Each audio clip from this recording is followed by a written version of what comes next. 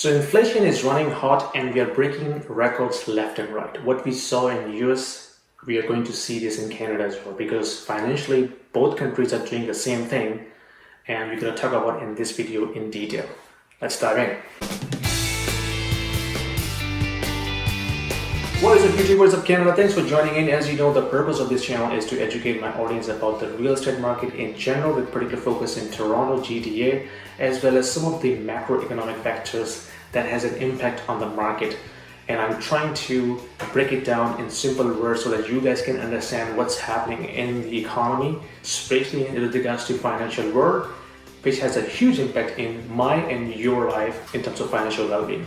So when you hear news about inflation, the governor of Central Bank Canada, Jeff Macklem, he says inflation is transitory. Even though it is hitting 4%, it's transitory, so you don't have to worry about it. And they blame the base year, which is basically means the prices of goods and services this time last year were lower as compared to this year, and as a result of that, you know, the change of prices is significantly higher, which is driving the inflation figure.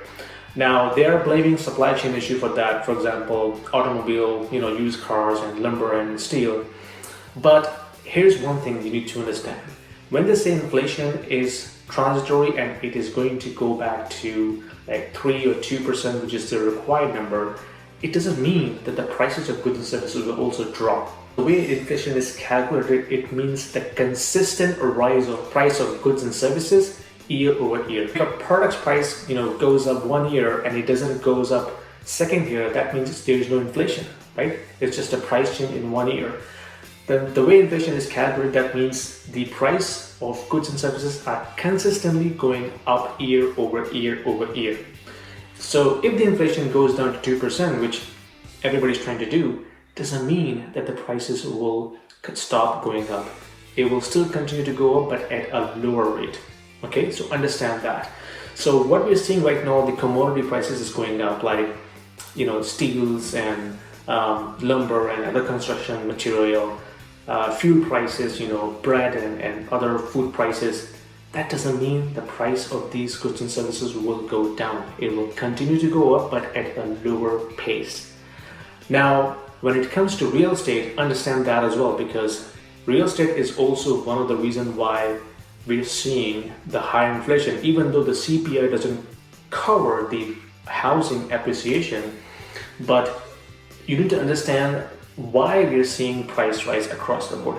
It is not because of the supply chain, it is because of the monetary policy. Everywhere across the Western world, all the banks and the governments are injecting unlimited amount of money into the system, right?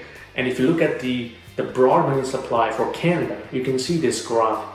It is on the hockey stick, compared to last 30, 40, 50 years, it has been consistently going up, but especially in the last 12 to 18 months, it has been on steroids, right? So imagine if the broad money supply for Canada has gone significantly up compared to previous 50, 60 years. Where this money is going to get absorbed? It has to be absorbed in the economy by the goods and services, whether this is real estate, whether this is stock, whether this is other commodities in the market. The economy has to absorb that excess amount of liquidity. Hence, we see the price acceleration across the board, not just real estate, but also other products as well. And this will continue until they stop injecting that much amount of money into the system. And even then, the price will stabilize. It will not go down, right? So understand that when people claim and predict, oh, the housing crash is coming, it's just around the corner, this bubble will burst. Now understand that in US, the major reason of creating wealth for the top 5% is stock market, right? Stock market is one of those wealth effect creation in US for the average Americans, right? If the stock market is doing good, everybody feels happy, everybody's making money, government gets a lot of tax revenue, and things going on, right? In Canada, that mechanism is basically managed by real estate. The amount of wealth that is created in Canada, majority of them comes from real estate. Look around. Nobody talks about TSX. when it comes to generating a lot of wealth in country, it's all mainly comes from real estate. There is a government stake in this market. Nobody will want to bust this market.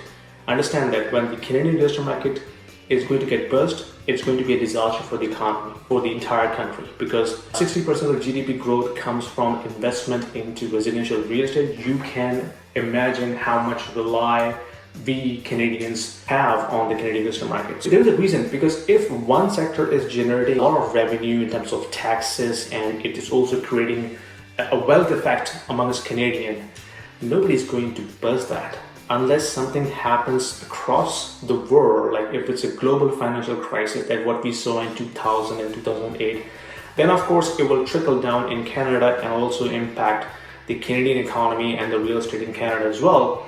But in Canada alone, like, nobody would want to break this phenomenon, because that is generating a lot of wealth, revenue, taxes for government, of creating a wealth effect for Canada. Because when this kind of a sector becomes profitable, the people feel rich, they feel good, the economy does good, government gets a lot of taxes. Even though there is the other side of people who suffer that, I'm totally with them.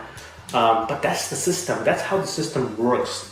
Okay, you have to be smart to understand how to play within the system, right? You only focus on yourself in terms of how you can get advantage out of the system, which is of course unfair for a lot of other people. But unfortunately, that's how this has been working over decades. That's it for me this week. I hope this is helpful. All I want is appreciation from you guys. Put your comments and questions down below. Let me know what you think about it. If you have any question about this, ask me. I will try to answer them. And give me a thumbs up if you like it, and share with the other people as well. And don't forget to subscribe. So until the next video, take care.